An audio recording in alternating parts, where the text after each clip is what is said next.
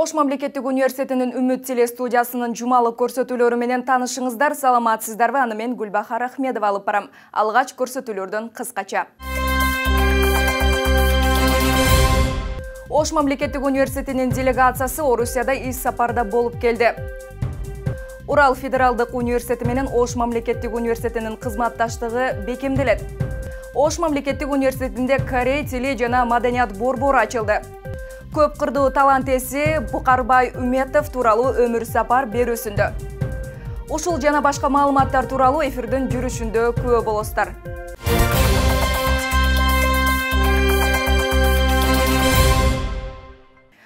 Орусияда болгон ис сапардын алкагында Ош мамлекеттик университетинен барган делегация Челябинск шаарындагы жогорку окуу жайлардан баштап Түштүк Урал мамлекеттик гуманитардык педагогикалык университетинин ректору баштаган жамаат менен жолугуп, эки тараптуу кызматташуу келишимине кол коюшту. Эки окуу жайдын жетекчилери биргелешкен билим берүү программасына байланыштуу алдыдагы милдеттер, окуу пландагы өзгөчөлүктөр, финансылык академиялык мобилдүүлүк, эл аралык долбоорго өтүнмөлөрдү берүү, илимий практикалык конференцияларды уюштуруу маселелерин талкуулашты. Жыйындын соңунда эл аралык мамилелер багыты боюнча кош диплом берүү программасын ишке ашыруу келишимине кол коюлду. Ош мамлекеттик университетинин Түндүк Урал мамлекеттик университети менен 2020-жылдан тарта компьютердик илимдер жана математикалык аймактануу, филология багыттары боюнча биргелешкен билим берүү программасын түзүп, кызматташып келет. Бул адистиктерге тапшырып окуп жаткан студенттер эки окуу жайдын тең дипломдорун алышат.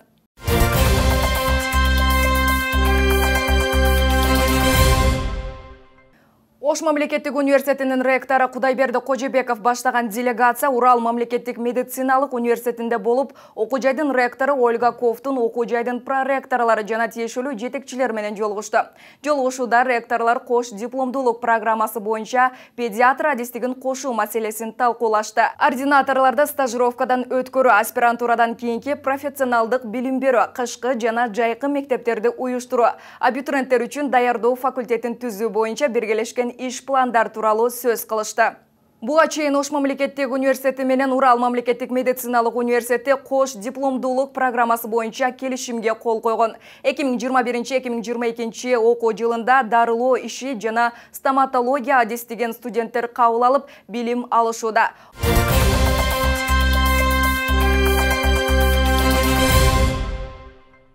Урал федералдык университети менен Ош мамлекеттик университетинин кызматташтыгы бекемделет. Ал үчүн Ош мамлекеттик университетинин делегациясы аталган университетте болуп, академиялык мобилдүүлүк жана биргелешкен билим берүү программаларын түзүү багытында маселелерди талкуулашты. Урал федералдык университети менен Ош мамлекеттик университетинин кызматташтыгы 10 жылдан ашык убакыттан бери уланууда. 2023 жылы бүткүл дүйнөлүк универсиада оюндарына Урал федералдык университетине волонтерлорду тартуу иштерин алып барышат. Бул багытта дагы Ош мамлекеттик университети менен кызматташып, волонтерлорду жөнөтүү маселелери дагы колго алынары жолугушууда айтылды.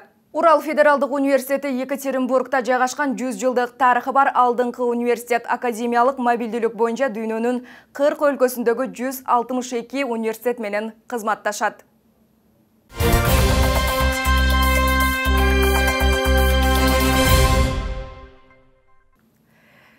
Искусство факультетинин студенттери өздөрүнүн жеке саркеч кийим брендин иштеп чыгышты. Учурда дизайнер кыздар заман талабына ылайык күрмөлөрдү тигип сатыкка чыгарышууда. Суроо талап күн сайын өскөндүктөн алдыда бул ишти дагы кеңейтип өнүктүрүүнү пландашкан.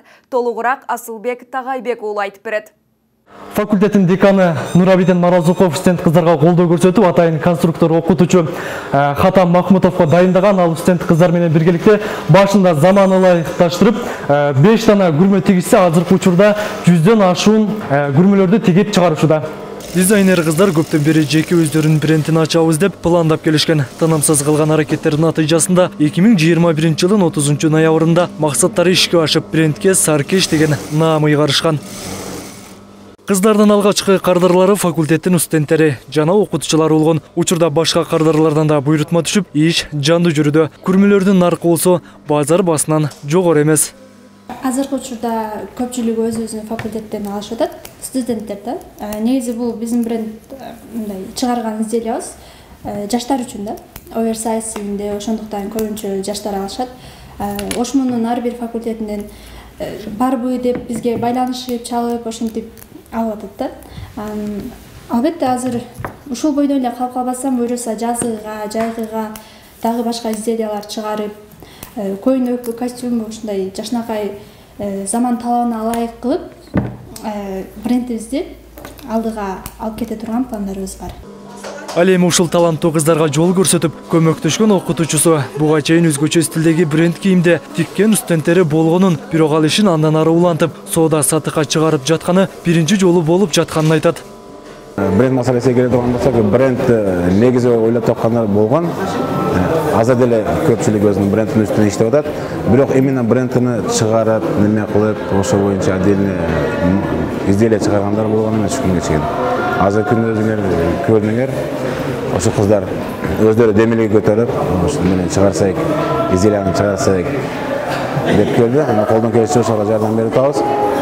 Эми өзүңөргө белгилүү болгондой, өзүңөр билесиңер, ар бирибиз азыркы күндө заман талабына жооп бере турган специалисттарды даярдашка милдеттүү да.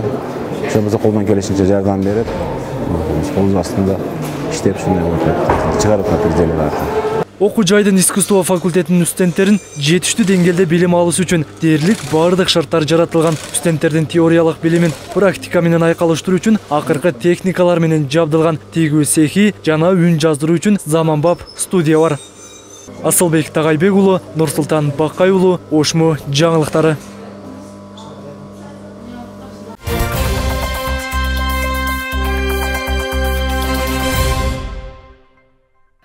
Ош мамлекеттик университетинде Корей тили жана маданияты борбору ачылды. Бишкектеги Түштүк Корея Республикасынын билим берүү борборунун директору Ким Дегван жана Ош мамлекеттик университетинин эл аралык байланыштар департаментинин директору Абдыганы Абдывалиевдин катышуусунда Корей тили жана маданияты борбору ачылды. Борбор студенттердин корей тилин, корей маданиятын, кыргыз тили жана корей тилин окшоштук өзгөчөлүктөрүн издөөгө ылайыкташкан. Бардык технологиялык каражаттар жана 1500дөн ашуун адабияттар менен камсыздалат. Түштүк Кореянын билим берүү борборунун директору Ким Дегван дүйнөлүк тилдер жана маданият факультетинде корей тили адестигин билим алып жаткан студенттерге Корей өкмөтүнүн биринчи семестрдеги окуунун жыйынтыгы боюнча $400 стипендия тапшырды. Корей өкмөтү тарабынан корей тили жана маданиятын тереңдетип, окутуу үчүн атайын адес дагы тартылган. Окутуучу Кан Джиен Ошмуда 1 жыл аралыгында студенттерге билим берет. Корей тили адестигинде билим алып жаткан студенттер 2-нчи курстан тартып академиялык мобилдүүлүк программасынын алкагында Түштүк Кореянын жогорку окуу жайларынын 1-нчи семестрин окуп келүү мүмкүнчүлүгүнө дагы ээ.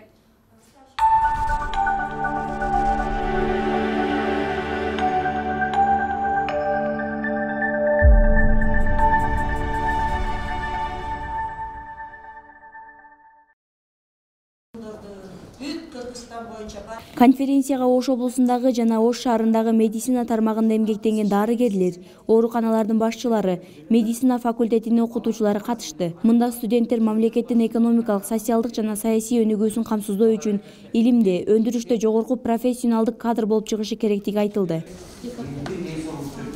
Жылына медицина факультетинин жана медицина коллежинин 4179 студент практикага чыгат. Ал эми жумуш берүүчүлөр стоматология бөлүмүндөгү студенттерди көбүрөөк практикага чыгаруу сунушун билдиришти. Анткени студенттер өндүрүштүк практикага чыгып, тажрыйба топтоо менен басымдуу бөлүгү практикадан тереңирээк үйрөнө алышаарын кошумчалашат.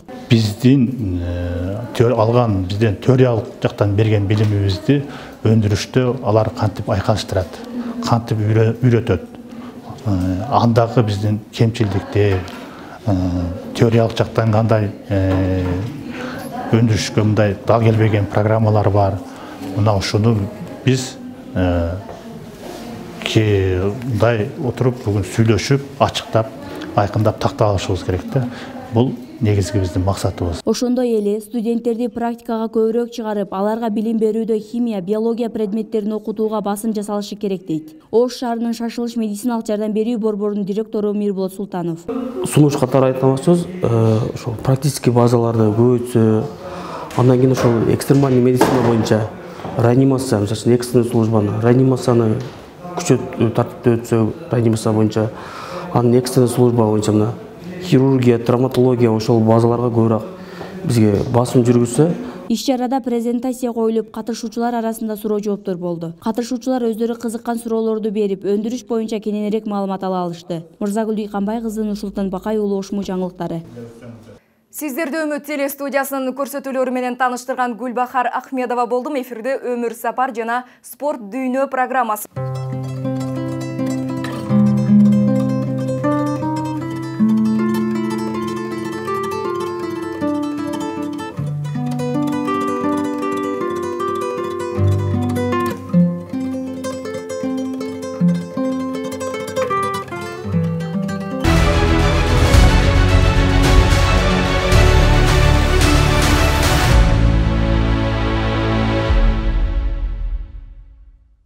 Саламатсыздарбы? Өмүр сапар программасынын алгачкы берүүсүндө Ош мамлекеттик университетинин искусство факультетинин профессору, көп кырдуу талант Букарбай Иметов агай өз жөнүндө тааныштырып бермекчибиз. Азыр биз агайдын ишканасына келдик. Азыр агай бизди күтүп жаткан учуру. Саламатсызбы агай? Кел, саламатсыңбы, жаксыңбы? 46 жыл айтканга оңой болгону менен чындыгында узак убакытта агай. Анан ошол узак убакытта Ош мудан сиз өзүңүзгө эмнелерди ала алдыңыз? Ош мамлекеттик университети мен үчүн бир бардыгы да, тагдырым, турмуш. Анан эми бул мен 46 жыл болду иштегеним Ош мамлекеттик университетинде. Ош мамлекеттик университети мен жаңыдан окуп жүргөндө 2000ден ашык гана студенти болчу. Эмиден өнүгүп келаткан окуу жайы болчу, жогорку окуу жайы. Анын үстүнө бул Кыргызстандын бул түштүк тарабында бир эле ушул университет бар, институт бар эле, пединститут бар эле. Анан ошого кирип ана окуп 46 жыл убакыт өтүп кетти. Бул 46 жылдын ичинде Ош мамлекеттик университети ушунчалык дүркүрөп өстү да. Ушунчалык дүркүрөп өстү баардык жагынан. Эми азыр бул Орто Азиядагы эле эмес, ушу Советтер Союзу мезгилиндеги окуу жайлардын ичинен ушу алдыңкыларга чыгып кетти да. Азыр бизде 35 миңдин айланасында студент окуйт. Анда жүрүңүз агай, азыр ишканаңыз менен таанышып чыгайлы.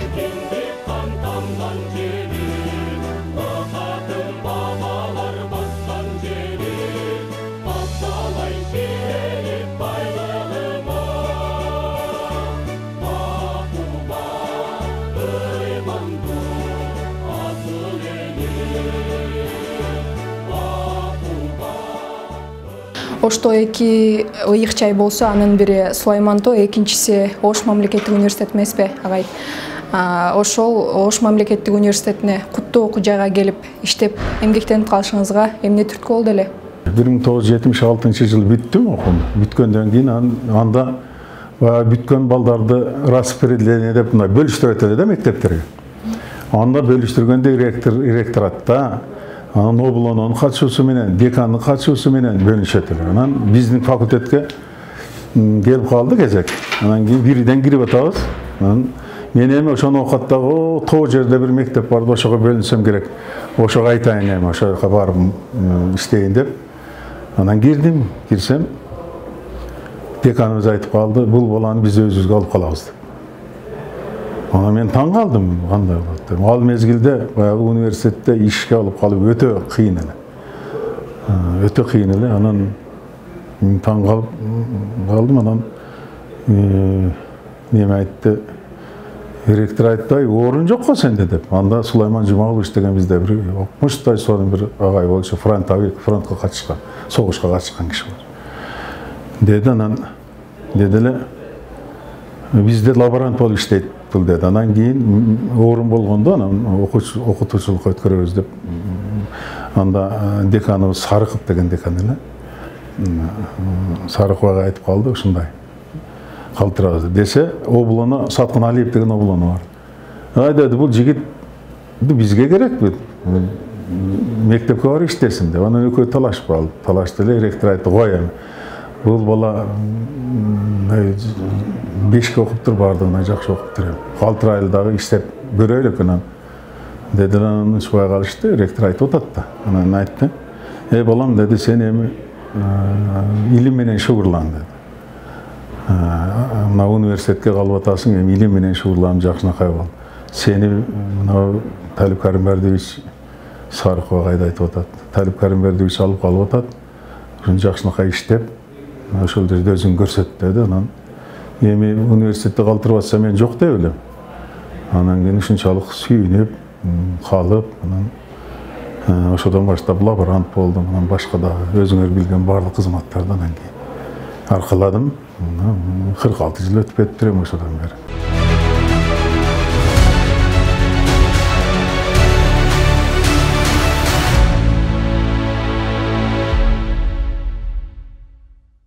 Букарбай Иметов 1951 жылы 5 январда Ош облусунун Ноокат районуна караштуу Кыргыз Ата айыл өкмөтүнүн Ак Булак айылында туулган. 1966 жылы Ноокат районундагы Карл Маркс атындагы орто мектебин бүтүргөн. 21 жашында Ош мамлекеттик педагогикалык институтунун музыкалык педагогикалык факультетине кирип, музыка мугалими кесибине ээ болгон. Эмгек жолун 1976 жылы Ош педагогикалык институтунун музыка факультетинде лаборант болуп баштаган. 1988 жылы Москвадагы Ленин атындагы педагогикалык институтунда кандидаттык диссертациясын коргоп, педагогика илимдеринин кандидаты болгон. 1994 жылы Ош мамлекеттик университетинин тарбия иштери боюнча проректорлук кызматты аркалап, 2006 жылдын май айынан баштап искусство факультетинин деканы болуп эмгектенген. Букарбай Иметов 1988 жылдан баштап музыкалык тарбиялоонун усулу, теориясы жана хорду дирижерлоо кафедрасынын профессору болгон. 30дан ашуун илимий макалалардын «Сендейди биз кайдан гана табабыз», «Тамаша», «Кыргыз атам» аттуу илимий сатиралык жана көркөм адабий китептердин автору, Кыргыз Республикасынын билим берүү жана илим кызматкерлеринин профсоюзунун мыктысы, элге билим берүүнүн мыктысы төш белгилери менен сыйланган. Ошондой эле Манас эпосунун 1000 жылдыгы эстелик медалинин ээси. 2021 жылы Кыргыз Республикасынын билим берүүсүнө эмгек сиңирген кызматкер наамын алган. Так, балдар, мана саламатсыңарбы? Отургула. Так, бүгүнкү темабыз болсо, өткөндө силер интервалдарды өткөнсүңөр, туурабы? Интервалдардын сандык жана сапаттык интервалдарды өткөнсүңөр. Ошондойбу? Устаты болбой, шакирти болбойт демекчи, агай көптөгөн жаштардын үлгүсү болуп, шакирттерди тарбиялап келет. Мындай таланттын таалим тарбиясын, кесиптик өнөрүн кошо өздөштүрүп, сиңирип келе жаткандардын саны аз эмес.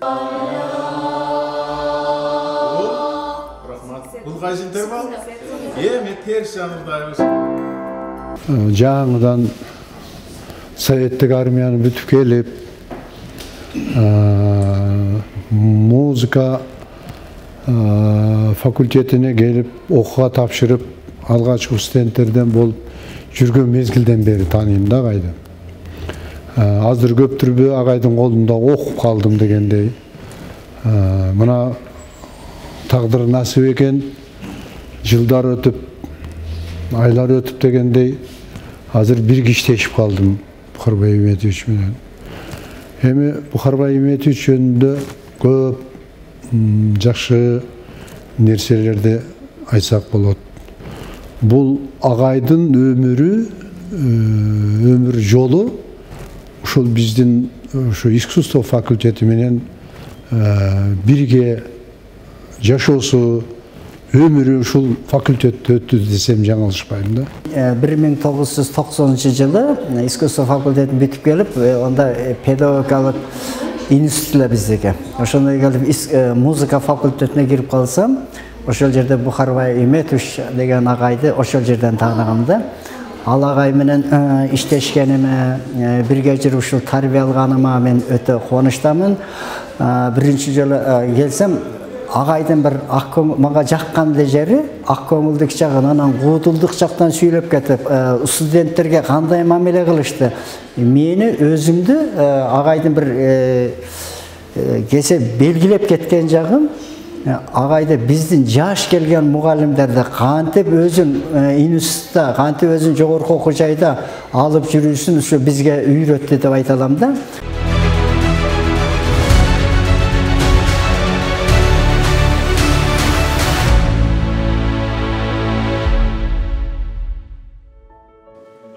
Агайдын чыгармачылык ишмердүүлүгү менен таанышып болгон соң, үй бүлөсү менен таанышууга бардык. Агай каерде болбосун айланасын шанчы көтөп, кубанычка бөлөп турат. Тынбай кабар алып турган балдары да атасынын тамаша көйлөгүн жогору баалашат.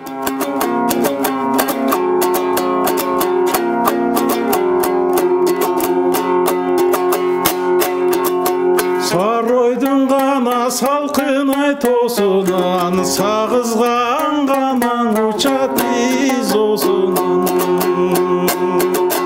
Менің жолым, өмір жолым өте мындай қандай десем болады, таталдырақ, анан қиынырақ. Анткени мен ошол 10 класты бүткөндөн кийин колхозда иштедим, анан профтех училищада окудум, андан кийин армияга бардым. Армиядан келгенден кийин анан кийин биздин ушул сүйүктүү университетибизге 1-курска киргенмин да. 1-курска ошол анда музыкалык педагогикалык факультет деп аталчу. Ошол факультетке келип анан кийин окууну баштаганмын. Эми жаштыгым ушул кандай десем болот, ал мезгилде баягы Советтер Союзунун тушу, баягы патриоттук сезим абдан күчтүү, армияга десе деле ушунчалык баягы көңүл менен дегдеп армияга барып, армияда служить этип келдик, колхозда дагы абдан иштедик, кой чарбасында да жамча иштедим. Иши кылып жаштыгым, ошо жаштыгыман эле эмгектин үстүндө, эмгек менен, окуу менен ошентип башталган да. Анан кийин келип анан университетте иштеп, ушул университетте иштегениме, окуганым менен кошо ушу 50 жыл болуптур да. 50 жылдан бери ушул университетте окуп келе жатам. Эми университетте биздин баягы музыкалык педагогикалык факультет анда абдан дүркүрөп, өнүгүп өсүп турган мезгил. Деги эле университет өнүгүп өсүүнүн жолунда болгон. Анан кийин биз ошол окуп жүргөн мезгилде тиги Эстонияга, эл аралык конкурска, анан кийин Болгарияга барып, бүткүл дүйнөлүк хор фестивалдарына катышып, биринде алтын медалды, биринде күмүш медалды жеңип келген элек. Абдан дүңгүрөп биздин факультет. Анан ошол биздин аралаш хор деп коет эле, аралаш хорубуз бүткүл ушул СССРге таанымал болуп, ошол Останкинадан, Москвадан ошо ыстыбайт эткенбиз. Ошол бери болгон абдан жакшы биздин хорду. Анда биз 4-5 хорду аткарып, ошо телевизорго чыкканбыз. Бүткүл ошол СССР немесинен, аймагында.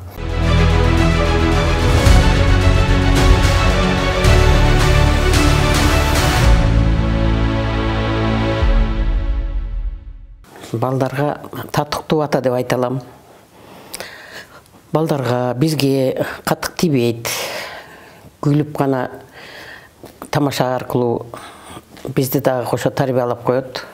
Сөз менен. Сөзгө чеченирээк киши. Мен анча эле сөзгө жокмун деп койбоймунбу.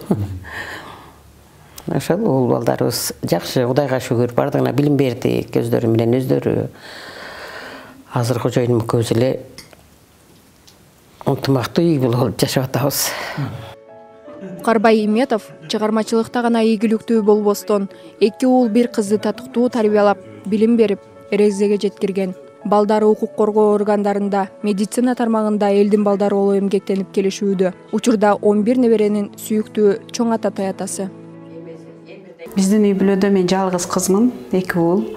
Анан ушу кичинекейибизден бери эле мен атам менен бир командамын, апам менен агам, эним бир командада. Анан кичинекейибизден эле мени мамалак кызым деп коет эркелетип. Азыр мамалактан чоңоюп калганмынбы? Атам азыр мама кызым дейт. Эркелетип. Чындыгында атам экөөбүздүн байланышыбыз аябай күчтүү да. Бири-бирибизди сезип турабыз. Мен ооруп, же мындай кыйналып турсам, атам ошол маалда чалат магачы. Анан мен дагы ушундай көргүм келип, сагынып, үйгө келсем, кыйналып аткан кездер болуп калат да. Ошон үчүн атам экөөбүз аябай жакынбыз. Тамашаларыбыз дагы ушу бир команда, апасы менен баласынын командасына мынтип сөз атып, тийишип дегендей ушундайбыз да. Аябай тажрыйбасы чоң, профессионал адис катары тааныйм атамды. Университетте бүт жаамат аябай сыйлайт, урматтайт. Анткени орус тилинде айтылат го, если человек талантлив, он талантлив во всем. Ошол сөзгө атам татыктуу өзү. Анткени ырдайт, инструменттерди ойнойт. Спорт тармагынан өзүм мисалы жеке өзүм бильярд ойноп көргөм, шахмат ойноп көргөм.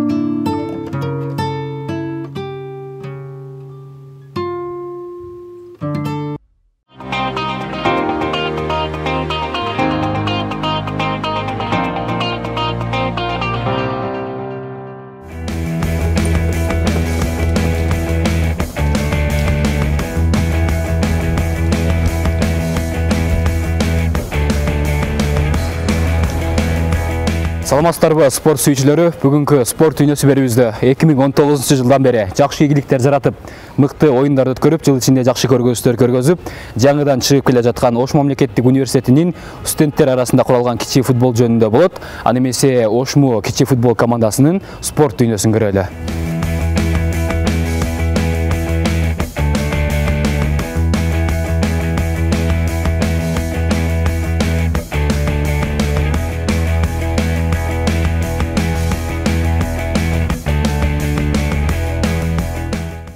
Эки миң 19 жылы Ош мамлекеттик университетинин футбол курама командасына баштыруучу болуп дайындалдым. Ошо дайындалгандан бери Кыргыз Республикасынын жогорку окуу жайлары арасындагы чемпионатка катышып келебиз. Ал жерде Ош мамлекеттик университетинин курама командасы ошол байгелүү орундарды 1-чи, 2-чи, 3-чү орун деген орундарды алып келебиз.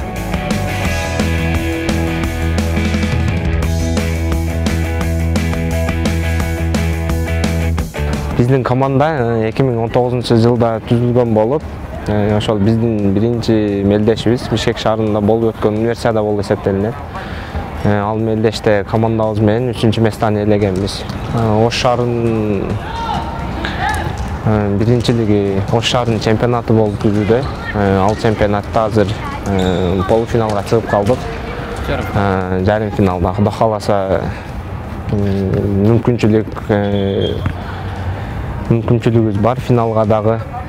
Бизде команда оюнда бири-бири менен ынтымактуу ойноп, бири-бирине ишеним көрсөтүп, эмоцияны жоготуп, ошо пойланын ичине киргенде ошо настрой менен гана оюн тренердин айтканынан чыкпаш керек. Ошондо ийгилик жаратат.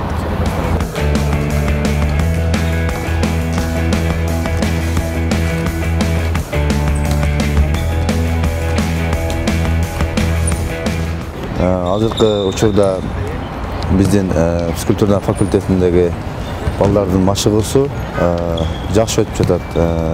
Биз жумасына 5 жолу тренировка кылабыз, 1,5 сааттан. Ошондо биздин студенттердин арасынан жакшы таланттуу балдарды тандап алганга аракет кылабыз. Анан ошо биздин максатыбыз эң биринчи ошо спартакиадага барып, ошол жактан жакшы орундарга ээ болуш да. Балдардын талантын ошол жерден тандап, жакшы балдарга жакшы футболдон өзүнүн жолун көрсөтүп бергенге аракет кылабыз.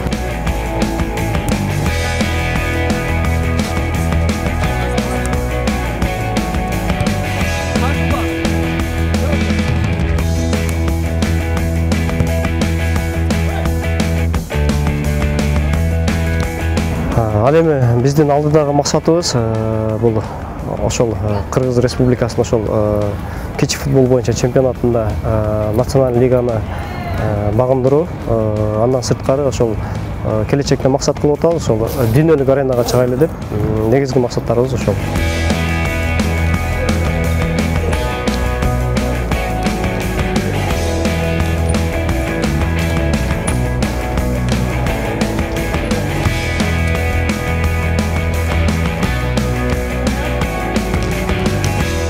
Жаңы келген студенттерге биз аракет кылабыз, ошо жанагы өздөрүнүн кызыгуусуна карап, талантына карап чакырабыз. Ар бир бала эле келип мен футболчу болом, же болбосо футболист болом деп айтпайт да. Биз ошо мүмкүн болушунча ошолордун талантын карап, ошолор менен сүйлөшүп, аракет кылып, сен ошо футболдон ойносоң сенен жакшы оюнчу чыгат деп ошо өзүбүздүн командага чакырабыз балдардычы, аракет кылабыз. Финансовый жагынан колдоо аябай жакшы. Бардык мүмкүнчүлүктөр бар. Тренировкага мындай поляларыбыз, ал жакта кыштын суук күндөрүндө биякта залдар бар, машыгуу залдары бар. Ошол анан команда жаңы түзүлгөнүнө карабастан командада балдар бири-бирибиз менен мамилебиз аябай жакшы. Ынтымактуу командабыз.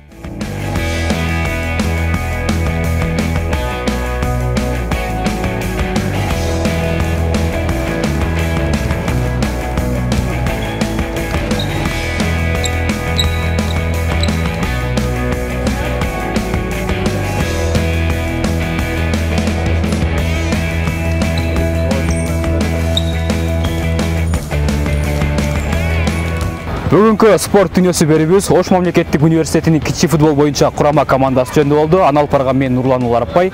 Кийинки берүүдөн жолугушканга чейин саламатта калыңыздар.